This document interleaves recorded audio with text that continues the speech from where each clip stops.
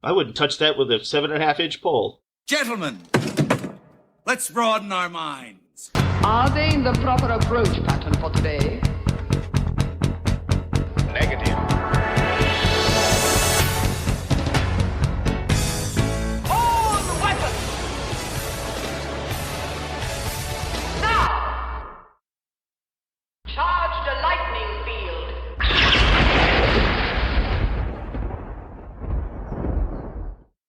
Do an opening. Here we go. Oh, right, yeah. No, do it. Do that opening. Welcome back to Dispatch Ajax.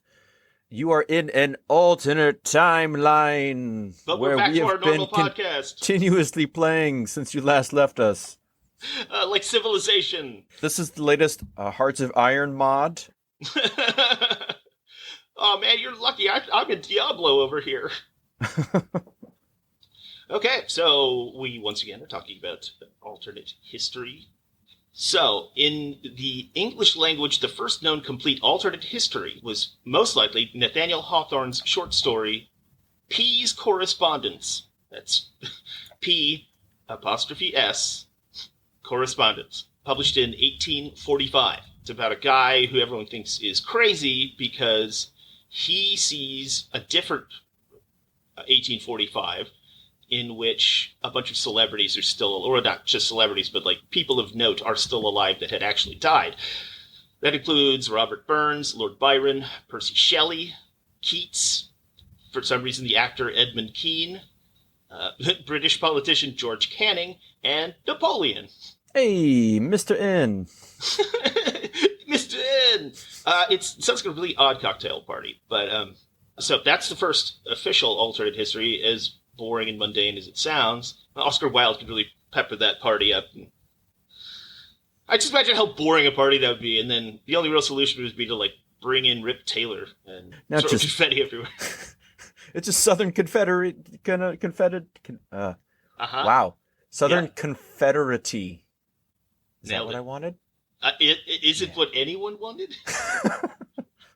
Fact? It's like the, Pet Sematary prequel and What if we do another version of Carrie, huh? the one nobody wanted and everyone hates.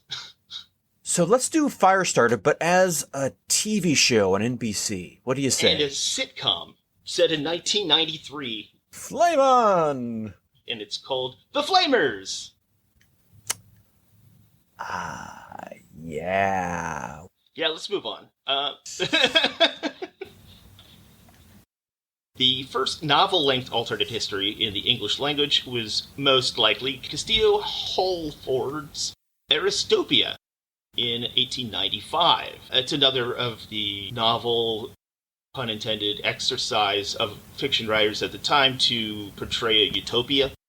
An utopia. And in this one, the earliest white Protestant settlers in Virginia discover a reef made of solid gold, the Gold Coast, and they're able to build a utopian society in North America because they're all rich. I guess they didn't read Utopia, and several new stories and novels pop up. For example, Joseph Chamberlain's The Ifs of History in 1907, Charles Petrie's If, a Jacobite Fantasy, which... We are the Jacobites. We have some places to show you. You open the book, we came. But through a hole in a sheet. That's, I imagine, what they fantasize about. Because it's porno. About the farmer's daughter. Don't stick your dick in these holes! It's funny, I think that, you know what, you should totally go for Halloween, you should go as a Cenobite, and you just call yourself a Jacobite. And then I'll laugh, and no one else will. Yeah! Yeah! I won the day. We all win. And then in 1931, British historian Sir John Squire... So wait, hold on a second. His name is Sir Squire? Sir John Squire. Esquire. So is he a squire, but also a knight.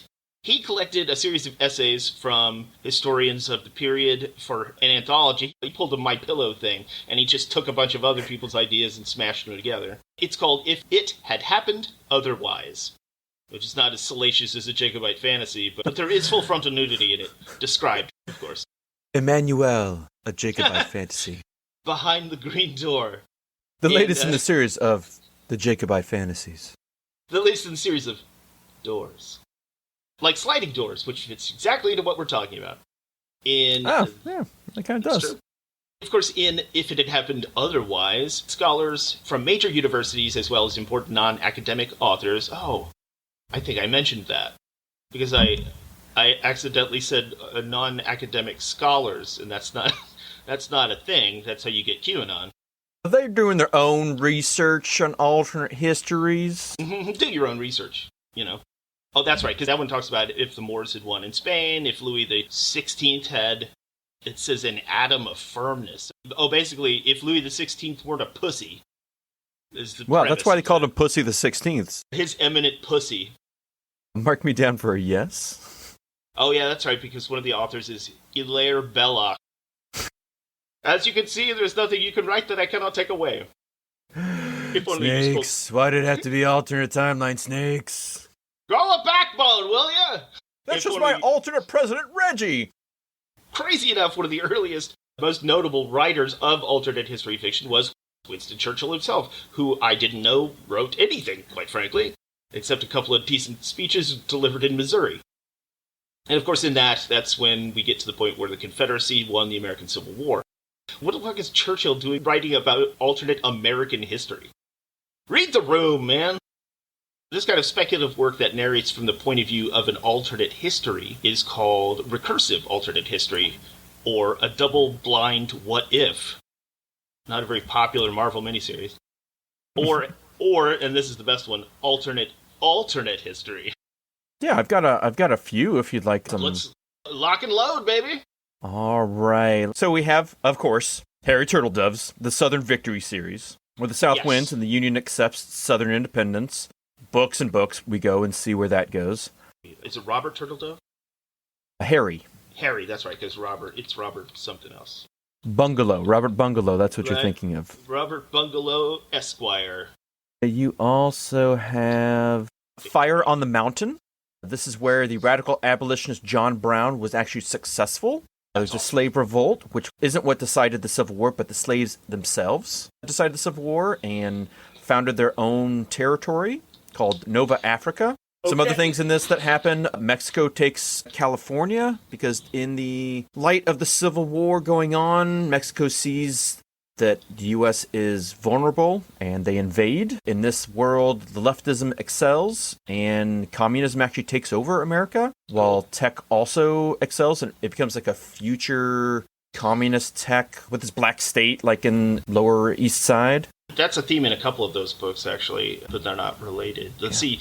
He does have a couple of different series, but they all deal with different events. Like the Southern Victory series covers 1862 and then 1881 to 82, and it's where Confederates beat the U.S. at the Battle of Camp Hill. Then they go on to capture Philadelphia.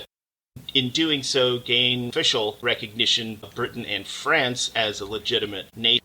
And then in 1881, Confederacy fights with the U.S. again. That's right, I read this one. This one, they talk about manifest destiny. The U.S. became expansionist again because they had just lost a bunch of states, and so they go all the way to the West Coast. The CSA wanted to go from sea to shining sea as well, so they just go south, and they basically extort Mexico into giving them Chihuahua and Sonora so that they have coast-to-coast AM playing all the time. It's George Norrie land. You don't get on the rides. There's also 1862. In this, the British join the Confederacy in the Civil War. Oddly, the North defeats both faster in this version. The British end up losing their holdings in Canada and becomes like a larger united North American state. That's right, because Toronto becomes one of its major cities, but the Canadian people quietly are planning a revolt because land was forcefully taken from them, and they have underground resistance. There's Bring the Jubilee. Again, this is where the Confederates win Gettysburg and then the war. In this version, oddly, the South goes on to free slaves before the North. And in this version, the South ends up being much less racist than the North. I feel like maybe there was probably a particular political leaning in the writer of this. I'm curious about what event... Are they just saying because the South won the war, or are they saying the South won the war, but the real event was something else, I wonder? Because winning a war based on slave trade, you would think would make them not less racist, right? Odd choice for them to make within this. Yeah. Probably have to look into that one, because it seems like a bit of a stretch to me. Yeah, I was kind of running through so many of these, I kind of had to just kind of get the general gist. Like the disunited states, an alliance under the Articles of Confederation, the states split further apart, and then there are just 15 nations within the United States. You only see a storyline of Ohio and Virginia. You know of other nations, but I don't think they really get into it. And they just talk about the ongoing war over generations between Ohio and Virginia. There's also the North American Confederacy series. And this one word changes in the Constitution. Governments derive their just power from, they throw unanimous in this. And this introduction of the word unanimous completely changes the course of United States history. The Whiskey Rebellion becomes the Second Revolution. A libertarian dream takes over as the Constitution is thrown out. Jefferson frees slaves. Can society faster? It ends up kind of going a bit wild because with this, it gets crazier. With this advance in technology, creatures that aren't able to talk are recognized as sentient. So apes and orcas are granted full peopleship as they're communicated with and have their own societies that integrate with humans. Okay. I feel like we need to do a welfare check on that author. Like, he seems to have locked himself in his room, wearing Kleenex boxes for shoes, and... But what if we could talk to porpoises? But they're people, too. I looked into the eye of a porpoise, and man, I wanted to fuck it, because, hey, hot dolphin. Been there, man. I get it. I get it. Somebody actually did that. Are you talking about that study? Yeah, because I listened to an interview with the other woman involved, and she totally fucked that dolphin. Yeah. Yes. Was it Margaret Lovett? Yeah, I think so. Yeah, she totally fucked that. Margaret Howe Lovett, yeah. The dolphinarium experiment? Yeah, you know what the dolphinarium was? It was literally her apartment that they flooded with water and built her bed up super high and all the furniture so that she could still sleep, but that she was literally living with a dolphin, like a sitcom. Yeah, I think it became more of a Skinamax kind of thing. Well, eventually, yeah. I mean, I can't pay the rent this month. Whatever will I do? Wait, is she not able to pay the rent? Yeah, no, it's in his name. Oh, okay. Name. All right. That's why I never have a dolphin landlord. They're just going to lord it over you. Yeah, it was really hard to parse that rental agreement because it was all just squeaks and clicks, but yeah, she ended up jerking him off. You know, I mean, we've all been there. Luckily, Margaret Howe Lovett decided to satisfy the sexual urges of the dolphin manually. It was just easier to incorporate that and let it happen. It would just become what was going on, like an itch. Just get rid of that scratch and we'd be done and move on.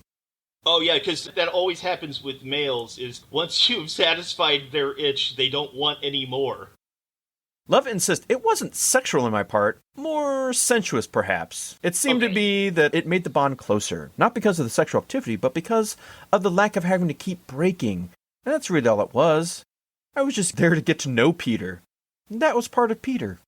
Wait, his name was Peter, too? Peter the dolphin. Once again advanced, because she jerked off a dolphin named Peter. I mean, aren't you just teaching it to come back for more? And also, I'm really uncomfortable with the fact she called it sensuous. And also that she seemed to get more out of it than the dolphin did. Good lord. That dolphin ended up committing suicide. Okay, what is happening? What is Dolphins happening? are not automatic air breathers like we are. Every breath is a conscious effort. If life becomes too unbearable, the dolphin just takes a breath and they sink to the bottom. Did their sex life go south? Is she pregnant? That's the new race of super soldiers. There's that too. There is people out there who believe that they're dolphin super soldiers. Well, somebody has to create a response to Stalin's orangutan army, so I guess we'll just make ours aquatic. That's our new navy. With the orangutan army, are they codenamed Agent Orange? Agents Orange. Yeah, it's the plural. That was a chimpanzee that they had trained to deliver food to. But there was C4 inside those oranges. It was really guerrilla tactics. Yeah. I'm glad you went there so I didn't have to. Oh, Agent Oranges. I miss him. Okay, anyway, continue. Yeah, oh yeah. We'll move on. That's kind of most of what I had for specifically Civil War moments. Right, and okay, so like some of the other Turtledove stuff, he does move on from the Civil War. He has several different versions of alternate Civil War outcomes. The Great War, in which it's not what we know of as World War I, is actually supplanted by the United States, because this is the third war with the CSA in this scenario. But it's the big one, because the U.S. fights with Germany, Austria-Hungary, and the Ottoman Empire against the CSA, Britain, France, and Russia, which call themselves the Quadruple Entente. Just sounds like a dirty joke that doesn't go anywhere. I have actually read that one. It's interesting because then the European aristocracy monarchies still, they continue instead of dying out after World War I. And that's where they talk about they took a bunch of Canada and Mexico and the whole thing. And then he has a follow-up series called The American Empire. I've read one of these too. It picks up after the Great War, and the CSA had been severely punished by their version of the Allies. And it's kind of like the Treaty of Versailles. It basically neuters their entire statehood.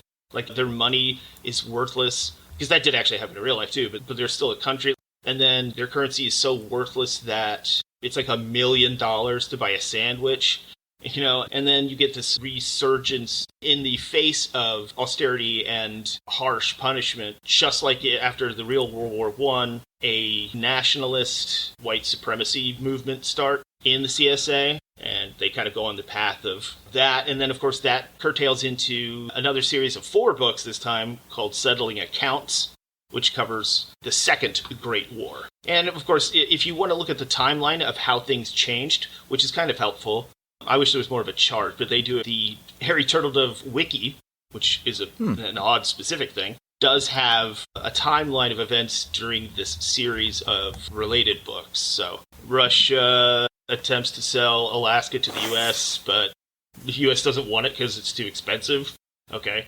Cuba is bought by the CSA from Spain. Germany then unifies into a single sovereign state after the Franco-Prussian War. So, of course, they become Germany. In the series How Few Remain, they deal with, the Second Mexican War, where the CSA purchases Sonora and Chihuahua from the Mexican Empire for $3 million.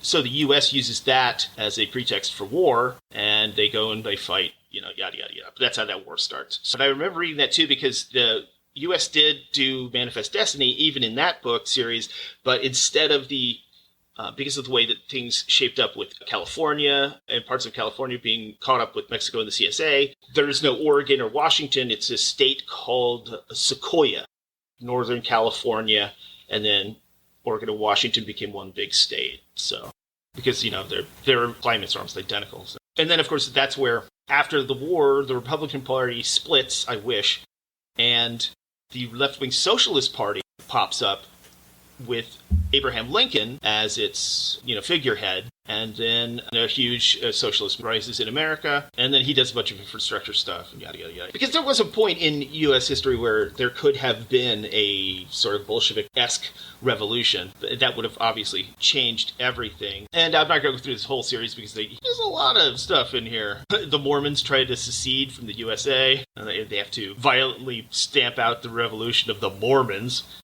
You just let them have it, man. I don't give a shit. Who wants Utah? Anyway, there's some pretty parts of Utah. There are. And then there's the rest of Utah.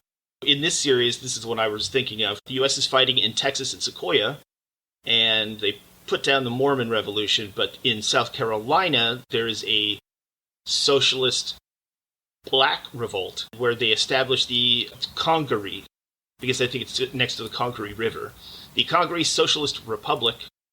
And then the Confederacy, of course, has to divert its military to put down that rebellion. But because of the terrain in that area, it devolves into a guerrilla war a la Vietnam. Alternate history usually, though, as a broad stroke, they take these pivotal events that everyone recognizes as a pivotal event, and then they run with the aftermath of that. But once you get past World War II, which is, of course, like the most popular one to use, certain people try to do Cold War stuff. And I find those a little lackluster, I guess, because there really is no pivotal event that we all recognize from the Cold War. I mean, you have the Cuban Missile Crisis, and there are stories that deal with that, too.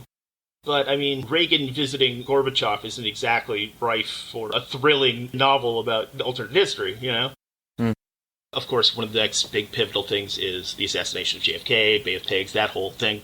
Because what an eventful 2 years JFK's presidency was. Let's give some broad stroke examples so you can see a smattering of how diverse the genre is. What do you got? So those are your key moments, but there are also other times in history or events that change things. So a big popular one is the Years of Rice and Salt. This is where Europe is depopulated by the Black Death. I think 60-75% of all of Europe dies. So in this version of history, the Chinese and Islamic states take over Europe, and then they are the ones that travel to America. You have like a You mean like in reality? You mean like in our reality where the Chinese totally came to the Americas first? Well, yeah. You then have 1914, you have a super conflict, another world war, but all of the geopolitics is completely different. Lasts for like 60 years. I think that's kind of where the book kind of takes place. 60 years? It's a long war. It's a hell of a war, man. Nobody got bored at that point? There's the Two Georges, 1995. This is where the American Revolution doesn't happen. It talks about King George and George Washington. They sign a peace treaty. Then you have 13 colonies that remain. You have the North American Union. Slavery is outlawed in 1833, which leads to a prosperous black community, while the Irish take over the socioeconomic role of blacks and remain poor and struggle in society. Subjugated. This leads to Irish terrorism. You have the three big powers in Europe, British, the Holy Alliance, and Russia. But all in all, this leads to the world being much more British than it is now. I'm guessing the Holy Alliance is what? I believe it's like Spain, Italy. And there's the plot against America. Great. I'm glad you touched on this one because it's a cool-ass book and a miniseries done by, was it HBO? Yes, Showtime. it was HBO, remember. I believe. Great series until the last episode, yeah. Which kind of ruins everything. I would say this one is more flavor, less substance, but it's essentially about FDR loses to Lindbergh, who is openly pro-Hitler. Anti-Semitism naturally progresses within the United States, and America sits out the war and stays neutral, and it's more about the feeling of anti-Semitism within the country. It's less about large-scale events and the World War. It's more about the personal flavor of the United States, if this happens. They don't really touch on much of the conflict, the details, especially in Europe, I know, but they do. The plot to which the title refers, the titular plot against America, is hatched by Britain and Canada because the war is not going well for them and they need the Americans' help. So that's really all you get about the overseas conflict in the series, at least. Yeah. And the things I do like about that as well is that FDR's presidency was a pivotal point in human history. You know, the New Deal, lifting America out of the Depression, creating all these infrastructure projects, social services, safety nets, Social Security, all the reforms to labor rights, and all those kinds of things come out of the FDR administration. With Lindbergh in there, his cabinet, he includes, for the Secretary of Labor is Henry Ford. Henry fucking Ford. Yeah. That doesn't go well. And I'm pretty sure Rockefeller's in there. And basically every bastard, except for maybe Edison of the era, is now in Lindbergh's cabinet. So they might as well just be the Nazi party at that point. And I like that. I like that they talk about these other figures, because those figures in history did hold those beliefs, and they would have been bad people in those roles. And a story that is not far-fetched. In fact, it just kind of goes to reinforce how fucking fast the U.S. would be Nazis, given the chance. Like, how fucking fast. Because we are so racist and so, hateful in a lot of ways. Because figure the major heads of industry like Ford and guys like that didn't want to enter World War II. It was only FDR strong-arming them into building weapons and equipment that, and then going to war, that guys like Ford were, had to shut the fuck up and fight Germany. I mean, because there was such a tie. I mean, Ford loved fascism. He tried to create his own fascist nation in South America, that was built on slave labor. I think it was called Fordtopia. I think that's actually real. Adolf Hitler had a portrait of Henry Ford in his office. He idolized industrialization and turned that into genocide. And the Nazis got their policies about mass relocation of Jews from the way that the United States dealt with the indigenous population. And then they took the idea of concentration camps, which the United States ran in the Philippines after they took over from Spain, to round up dissidents. So almost everything that the Nazis did was just stolen from really shitty American policies and beliefs.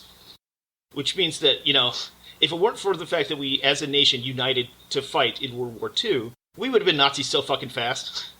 Just like in The Man in the High Castle, it wouldn't have taken 10 years and we would have all been fucking fascists and loving it, Yeah, we're never that far away.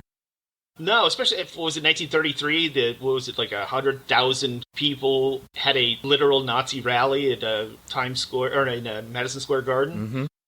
I mean, come on. Sorry, that edible started kicking in. Really? You just took some edibles beforehand? Yeah. A little bit of one. Because I honestly just wanted to see what would happen. It turns out I'm just really thirsty. All right.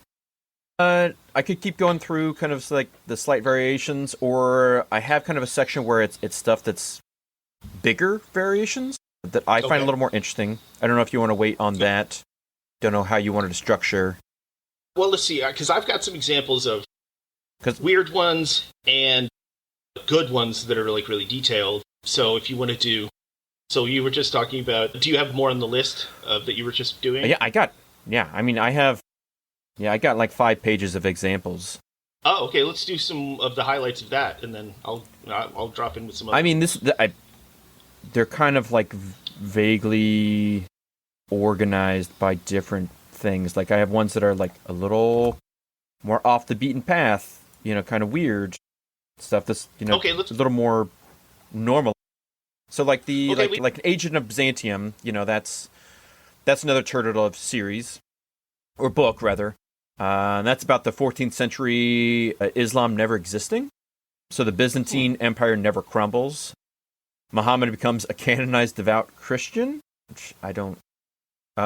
essentially, the West is ignored by the Byzantines and unite, blah, blah. You just see how, the world progresses different. Similar to El Bethesda, where the Roman Empire is stronger and doesn't crumble. That's another, big one. Lion's Blood, where Europe stagnated and never developed while Islam flourished. The Europeans become the new slaves and are transported to North America, called Balistan. The Aztec Empire remained thriving and became a world power. Awesome. Yeah, super cool. You also have some more off-the-beaten-path ones, something like Blue Skies and Camelot. This one posits that Marilyn Monroe never died, and JFK then survives. It kind of plays out more like a JFK fanfic. Everything's great. There's no Vietnam, and you get to see these different celebrities and what they ended up doing instead. Yeah, it's like the Elle magazine of alternate history books. Yeah. An interesting one is Wizern. It's a kind of a Polish book from 1997. It's written from the Polish perspective, and in this, the Soviet Union is far stronger. World War II never happens. The main enemy of Europe becomes the Soviets, who invade the West in 1939. There are multiple nuclear bombs dropped on Russia. Stalin doesn't die until the 1980s. It kind of sets up to where, there's the 2 other big powers in the East, are the Chinese and the Islamic Caliphate. Unfortunately, with a lot of things like this, and I know there are books like this that are specifically meant for this reason, but a lot of these stories can turtle dovetail into white supremacy fantasy, or even actual belief in an alternate history. The white supremacist one where the Vikings actually settled in America and that they're the true, pure blood of the Americas, basically saying that we've been here a lot longer than we actually have, and that everything good in America happened because of white people instead of whatever, It does unfortunately feed into some of those conspiracies, and that I think is probably the biggest downside.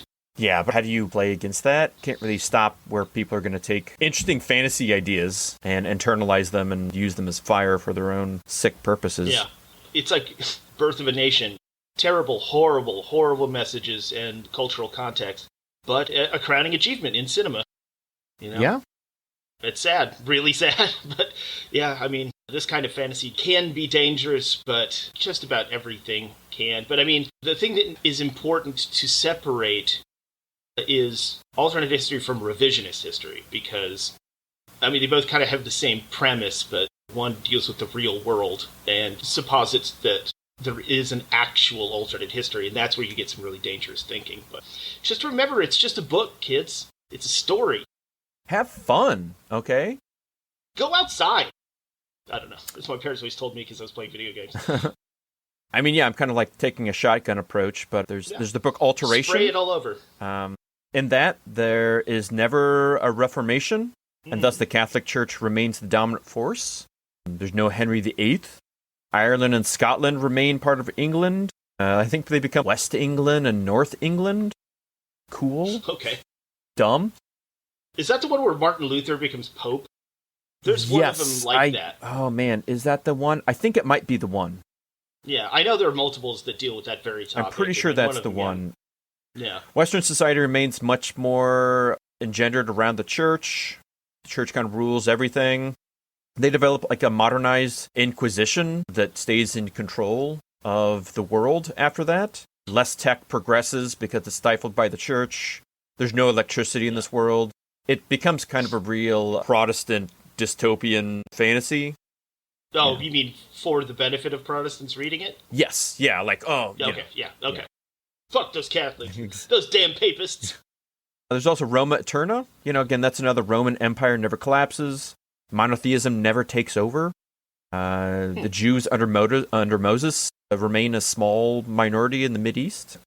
Polytheistic, militaristic Roman state expands west and remains in perpetuity.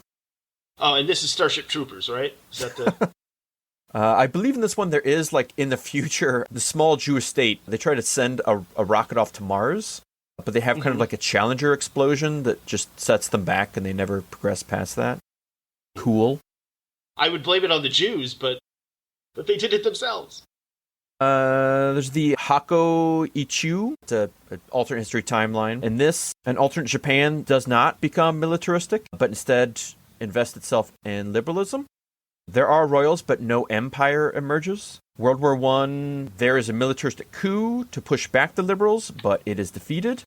Nationalism and militarism never take hold. Woodrow Wilson never becomes president, and America never enters the war. Just that's interesting. Different shade on things. Yeah, Wilson was a complicated guy. He was super racist, but wanted the League of Nations. Really weird. Similar as North Star is red. In this, FDR's first vice president, Henry Wallace, isn't replaced by Truman. Thus, he becomes the next president of the United States. Interesting. Post-World War II. China becomes split. Japan is divided between the United States and the Soviets. There's a less aggressive stance with Wallace towards the Soviet Union, and they broker peace and cooperation and promise not to fight proxy wars. In this timeline, McCarthy eventually becomes president. Oh, God. They were on such a good path. There does end up being a large-scale world conflict called the 3-Year War, where nukes are dropped on Sweden and China. Oh, of course, Sweden. Yeah, we got to have that first strike on the Swedes. I'm not exactly sure how that progresses to that, but... And so this is President Charlie McCarthy, correct? Yeah. Okay, that's probably why he bombed Sweden. There's an anime called The Place Promised in Our Early Days. This one's a little more sci-fi take, but in this, the Soviet Union occupies half of Japan post-World War II. They create giant towers in Hokkaido that harness the power of alternate universes. Okay, and all right. Then they mash the multiverse, choosing what they want, and bring it over. It gets crazy, but that's even into alternate realities. You can jump the shark. Oh, we will definitely get to jumping the shark later on. Oh, are we talking about Man in the High Castle? Because it sure as fuck does that too. I got one back in the USSA. So in this, do you know this one?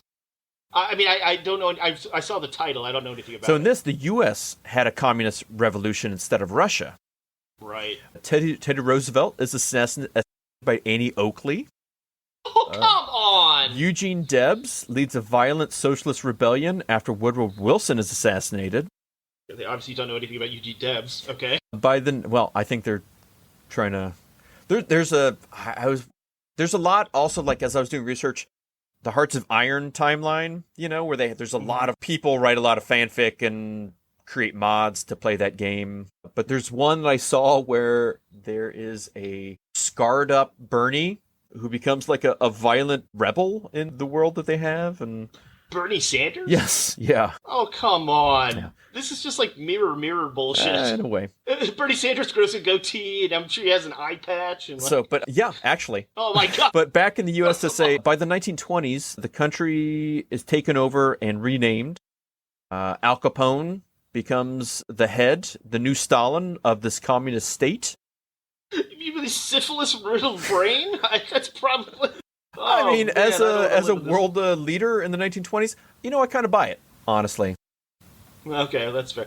This is one of those really dumb ones that gets, it's like, Elvis is the new Secretary of State. Why? Shut the fuck up. You just only know about celebrities. This seems like it was written by like a 12-year-old. Well, I think that leads us to one thing that we've always talked about. Is it particular people that are important in history and will always rise up to like have a place at the table? Mm-hmm. Or are these movements and ideas and ideologies that will always come forth even without those particular leading voices? Yeah. I mean, that is kind of the challenge and appeals of the genre itself, is answering those kind of questions. Like in The Man in the High Castle, where it's a lot of no-name people, mm-hmm. but also then they deal with J. Edgar Hoover, backstabs his way to the highest ranks of the SS. Okay, yeah, I can see that. Yeah. I can see it. It's one of those things like in science fiction that always drives me crazy, where in the far future, they have to relate things to our modern way of thinking and things that like Ready Player we know. One? Yeah, well, I'm thinking more like, say, in Star Trek, where a song will come up, and it's like, oh, yeah, that was an American song from 1942, mm-hmm. It's playing, as if they would know that. It's like, I don't know what songs were popular in 1748. Why would somebody in the 25th century know these things that are culturally relevant to the viewers of the day? A similar thing is like in the Alien franchise. It's the far future, but there's like Take Me Home by John Denver, as if they're like listening to that consistently, as if like music and culture doesn't progress into the far future. It's just because it's something that you have to relate to the audience. They can be like, oh, I know that song. Right. Well, yeah, and that's a slippery thing too, because like you need to relate to the audience, because if they were going to play a pop song from the future that has no emotional weight or any sort of relation to the audience whatsoever, right? But then on the ugly side of that, you get like, for instance, in Star Trek Voyager, when they go back in time and they have to, like, I don't know, get a car or whatever, but or they're trying to figure out what year it is or something, and I don't know, where non sequitur, Tom Paris is an expert on 20th century automobiles. I'm like, what? What are the odds? Amazing. A lot of times those things to relate to the audience are just cheap and sort of hand wavy. Yeah, I was just watching a TNG episode the other day, and Picard's like, I made boats in bottles. That's I was a kid. Good fun. And everyone's like, what are you talking about? Nobody would possibly do that. Yeah. Oh, yeah. When they try to, especially with Star Trek, that they try, because of the way that it unfolds, its future history unfolds. They try and often skip over certain things, like a lot of the things that now that they do and hold dear are kind of archaic even now. But a lot of the modern stuff, because they don't know, I guess, how technology is going to go or how culture changes, they just kind of skip over it. I think the only example where they kind of address certain things that isn't a time travel episode is when they discover those humans that cryogenically froze themselves in the 20th century. And then they wake up, and one of them is a financier, and he wants to try and get a hold of his stockbroker or whatever. And they're like, spoiler alert, there's no money. And then this rich country bumpkin, I guess he found oil in Texas or whatever, but he asks if you can watch TV, and everybody just kind of looks at each other because they don't know what the fuck TV is.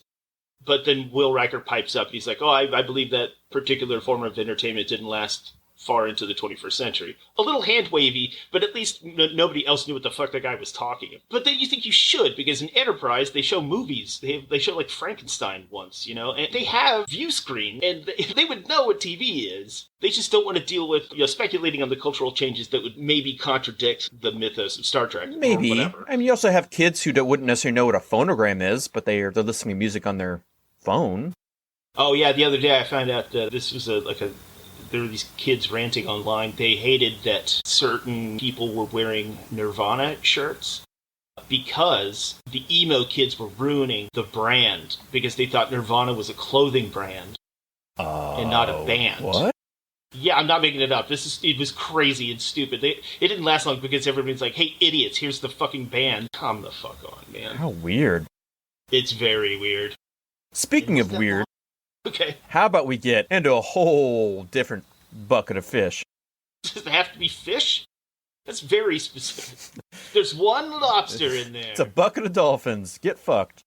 Here you go, chum. So, how about Harry Turtledove's novel, A Different Flesh? Ooh.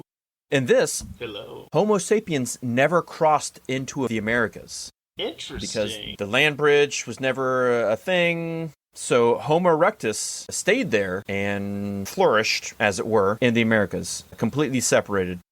Interesting. So when the settlers and conquistadors come over to the New World, they meet Homo erectus, and they name them Sims. They are unable to speak, as they are less evolved, more primitive race, and so they are used by the settlers, kind of like slave labor. A thing within this, kind of a rough thing in this book, is that the Africans and other races advance because they are not relegated to lesser humans and subjugated, so they are able to thrive and build societies as they should have been allowed to. This is like a real slippery slope, this book. It is. I think the idea that he was trying to go for was more of, we should see these as cognizant people that should have rights and things whatnot, but I don't necessarily like what he does with some of those elements. It almost seems like it's like one of those white supremacist fantasies where they justify slavery. You know, because in this example, they're further dehumanizing indigenous peoples of America. Yeah, I'm not super in love with it. How about... No, I like the idea of having two species of humans still alive. I think that's fascinating. Because, like, how, you know, like, everything from religion to geopolitics would be vastly different, especially if the other offshoot was also an advanced species. I think that's rife for commentary, and you could go a lot of cool places with that. Yeah. A similar one is a book called The Gate of Time. This kind of starts one way, but I kept it in here despite one of its trappings because I found the idea interesting. So in this... Like the Time Trapper.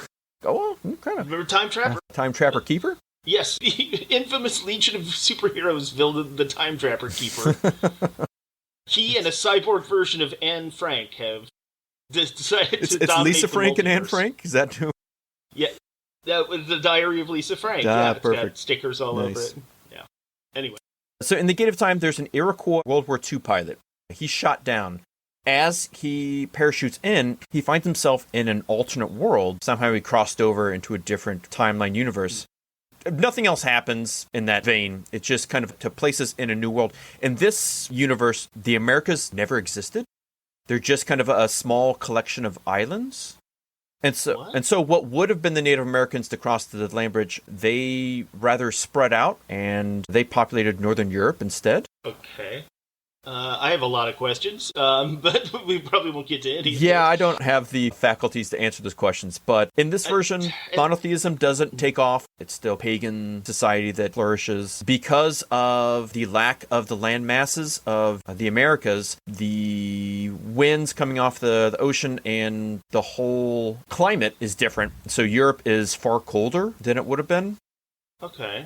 Which leads to just kind of a different progression of society. People travel further south. I wouldn't necessarily say like Inuit lifestyle, but they adapt to the cold in different ways. Just a fascinating, different take on what could have been.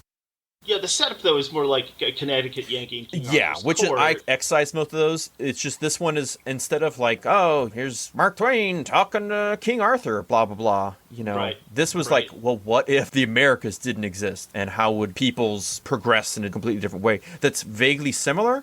It also puts some of those Native Americans, or what would be Native Americans, more in a position of power that aren't dominated by whites in Europe and just different. So that's interesting because it's the example you're talking about here. It seems to exemplify the worst and best things about alternate history. Is that like doing one of the appeals of alternate history is, of course, like an event changes and how things with everything else being the same, how everything else changes. But this one is just like, what if there was no giant landmass on the other side of the world?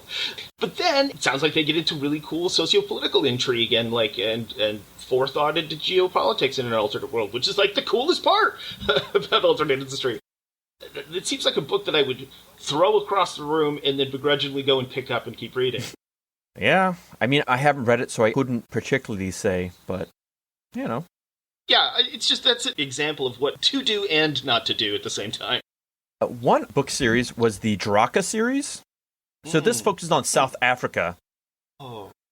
South Africa is renamed, or it's named Drakia, and becomes a haven for failed rebellions and different people. So people who are leading the Southern Rebellion, when they fail, they don't remain in America. They travel to Drakia. Same for other places. I don't know why that it just becomes. So essentially it becomes a place where the worst of humanity flourish. As they evolve in this dog-eat-dog, survival of the fittest mindset, they become eugenic nuts.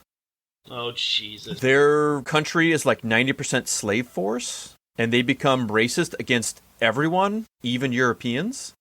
But they become extremely wealthy because of their massive slave force. They end up taking over Africa and most of the world. Essentially, almost every nation bands against them for the Great Drakia World War. Okay, all right. And then you see how it progresses like 5 generations within the book series. It seems like what if you took South Africa and mashed it with Nazis and Southern Civil War people and amped it up on Duke Nukem steroids into the far future? Oh, it's on Venom. Yeah, it seems, I don't know. Well, maybe it's fun, but... Yeah, also possibly problematic, but the only reason I would think that premise could work, because like you would think, I don't know, having a nation based around the Mos Eisley Cantina doesn't seem like it would get along, you know what I mean? But at the same time, right-wing folk are almost always more likely to agree on a common goal than anybody on the left. That's why Republicans think that Democrats are the only other political force and that they're radical left-wing. Even though nothing could be further from the truth, but they don't understand because they all have libertarians, centrist Republicans, financial Republican, economic Republicans, or whatever, all seem to be, they agree on one goal or one idea. So I could maybe see a nation of scum and villainy uniting. It's just easier for that side, because it's usually based around like an idea of othering something or hatred towards something that they all agree sucks. Jews, people, what have you. Yeah, which I think in this world just progresses to like everybody that isn't them. Yeah. Yeah, well, I mean, compared to the left, which you can't agree on if the sky is blue. So a couple other I'll just touch on real quick. There's the Peshawar Lancers. I think they're going to win the cup this year. The Cineduc Green Barretts. I think they're more my flavor. Do you mean berets? No, in this world, they're just called... In this version of French, there is no trailing off ETs. It's all hard teas. Hard teas. It's hard tea French. You mean everyone's drinking alcoholic tea. Lord Mike and his lemonade. Bow to Lord Mike.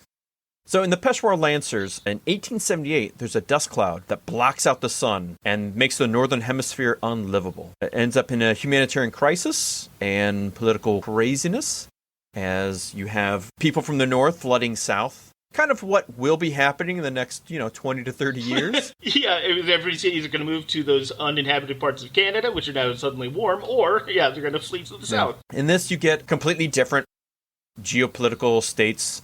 Essentially, Britain moves into India and takes over. Did they do that? Japan, really takes over. Japan conquers China.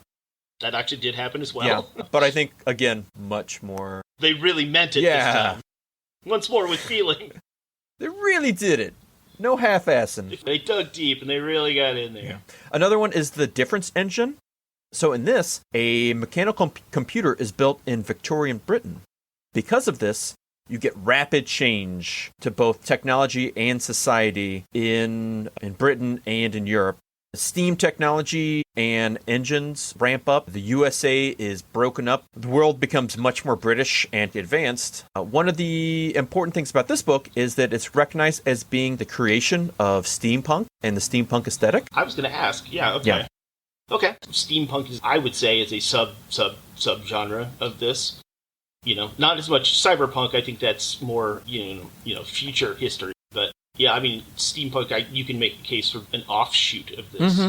And you get other steampunk things that kind of burst out of this, like the Crustpunk game about a brutal ice age in 1886, giant storms destroy society. People again are forced south. The first computer starts earlier than in our history and advances the Industrial Revolution in kind of a steampunky way. You also have the Iron Harvest game, which is about a 1920 Polish Rusvi, which would be the Russian rebellion and war. You have auto machines, which they're called, which are kind of giant mech tanks. All right, here we go. That are operated on coal and steam, created by Tesla. And there's like a Tesla community area that ends up getting decimated because he electrocutes everybody. It's a video game, So you're kind of, you gotta, your Wolfensteins and your Fallouts and. I am remiss that we're not going to touch more on things like Fallout, BioShock, and stuff like that are alternate histories, because I think that it's an important part of the genre now. From the little bit of like just Fallout, world-building history, it's more than we can cover. I would say it's fascinating, and it kind of gets really involved geopolitically, and you see how society not necessarily spins out of control, but spins in a completely different way. And the conflicts that are started, the different technologies, the way they utilize tech based on that 1950s aesthetic and ideology to go in a different way than we have. But it's way too much for us to properly cover here. Yeah, I mean, you could pretty much call it nuke punk or atomic punk. Because there are other subsets of that, like a diesel punk is a thing. Think of Mad Max, that's diesel punk. That's exactly what I was going to come up with. Yeah, except this is more usually in the past instead of in the future or whatever. But yeah, I mean, I would say that's atomic punk, which is I think a valid subgenre as well. And yeah, you're right. I mean, Fallout it's worth a mention, but it does deserve its own discussion that we're not going to get into here. But there is, of course, countless more and different tweaks and diddles that change, I heard what you did there. They dig. They test. So I have a couple of examples that I think that represent different facets of this quite diverse genre. Now, we've talked about Man in the High Castle a little bit, and I think we touched on the premise of it in the last episode. But then you have stuff, one of the most, I don't want to say infamous, but I guess widely known alternate history books is Fatherland by Robert Harris, which is set in, just like Man in the High Castle, set in an alternate version of 1960s Berlin. And, of course, it's the basic what if Hitler had won, but it's one of the first, and Robert Harris fleshes out a very rich world and a lot of world building, and it covers a huge chunk of geopolitics. In America, Joseph Kennedy is president, who's also kind of a Nazi sympathizer, and it fills in a lot of the blanks that are set up by the template of that World War II genre, but it's well executed and well fleshed out. I think one interesting thing about that is that you end up having like a new Cold War, where instead of the Russians, it's the United States and the Nazis, both having nuclear weapons, so they're holding each other at bay. Yeah, I mean, that happens also in a book I read. A guy switches place with himself from an alternate world. But in that book, the premise was that the Nazis, instead of stabbing the Soviet Union in the back after the Treaty of Brest-Litovsk, which is a non-aggression pact against, between Nazi and Soviets, they push to settle peacefully with the Soviets and end up having them join the Axis powers. And it uses all real historical figures, but what ends up happening is that I think their actual Secretary of State, Foreign Affairs or whatever, is in Moscow with Stalin. They're having this big ceremony. Hitler himself is going to fly out. They're going to do a big photo op and everything. But then it turns out that, and they're all standing there on the tarmac waiting for Hitler's personal plane to come land, and they see it in the sky. But then it turns out it's not Hitler. It's actually a kamikaze pilot. And the plane's full of explosives, and he just drops it right in the heart of Moscow and kills everyone. And then the Nazis take over all of Russia. And so because of that, they have no real need for the Holocaust. And so the Jews all go to Africa and create Israel there, which was an actual possibility after World War II. And then it skips ahead to the future, and it's a Cold War stalemate between the Nazis who still exist and think Nazi is a derogatory term and get real snippy about it, and the current United States. If you're going to do a Cold War one, usually the way to do it is the way that it happened in real life, is that all of it was fallout from World War II.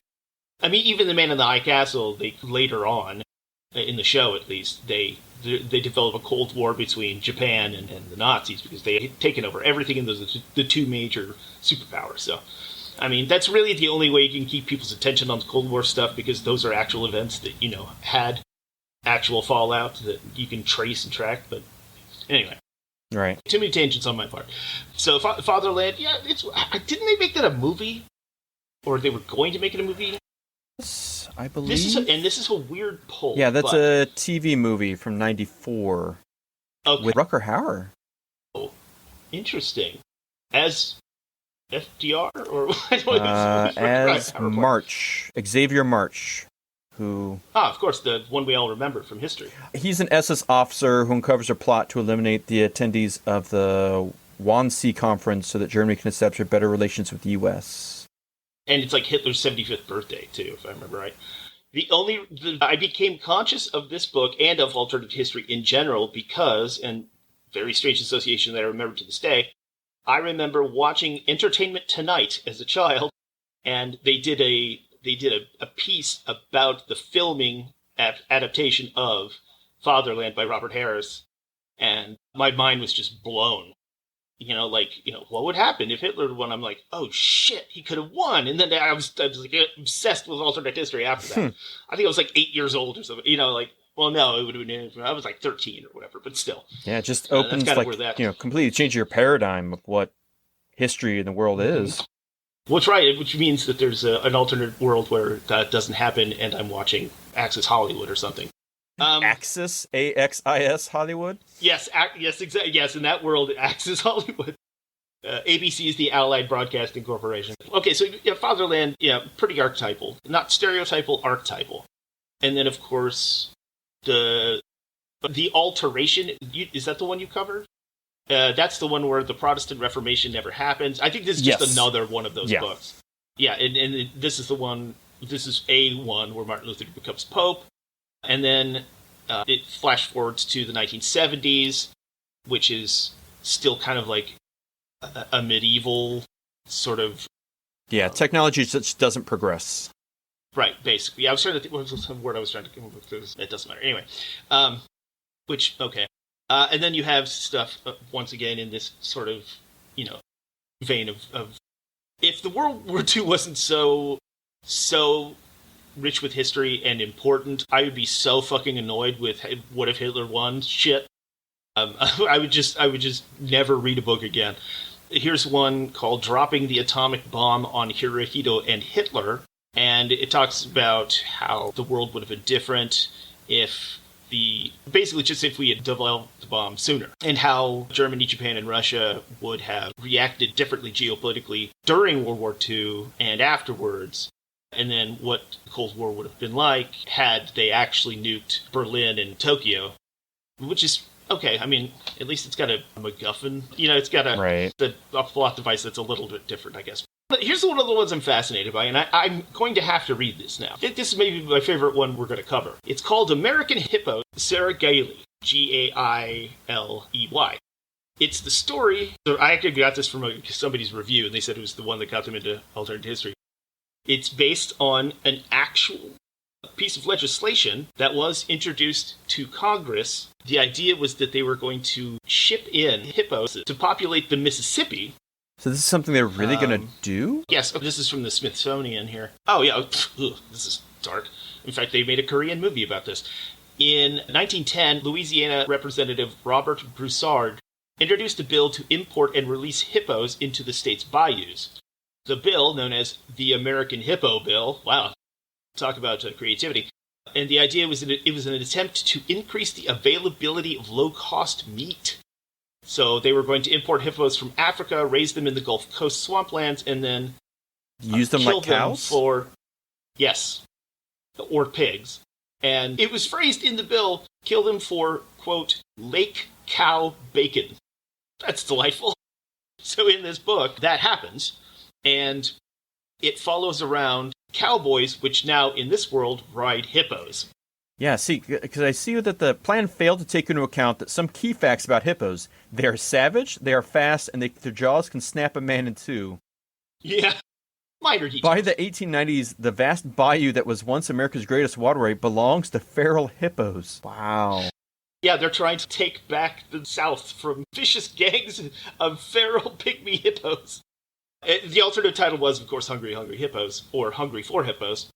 But I am so fascinated by this because it's very serious. It's serious. It's not satirical, which is amazing. And then, of course, one of our good friends, Michael Chabon, wrote a book called The Yiddish Policeman's Union, where, after the Holocaust, the United States cordons off a part of Alaska as a refuge for Jews fleeing Europe.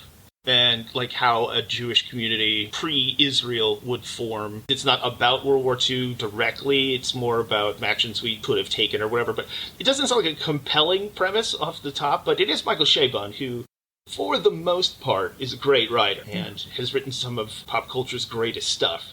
And then Picard Season 2. Because it's such garbage. But he wrote Spider-Man 2, and he did, Cavalier and Clay. They can't all be winners. No, but I liked his run on Justice League. I actually liked it. Most people didn't, but I thought it was good. And didn't he also write Identity Crisis? I think that was Meltzer. Oh, I'm thinking of Brad Meltzer. Wake up in a cold sweat every morning. Meltzer! This is Meltzer, it's Meltzer. Oh, God.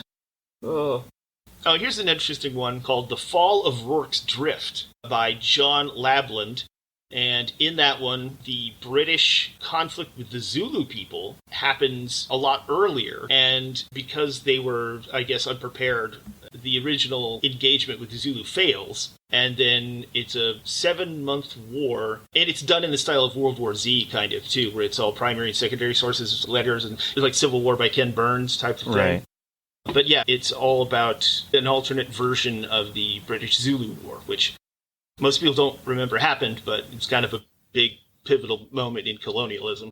That's an interesting premise. And then, and there's way more that we could get into, but, there's plenty around the Manhattan Project and stuff like the Berlin Project and by Gregory Benford and stuff. But this is an interesting one. This is a very well-regarded alternate history book, and it also shares a lot with a TV show currently that I think is definitely worth checking out.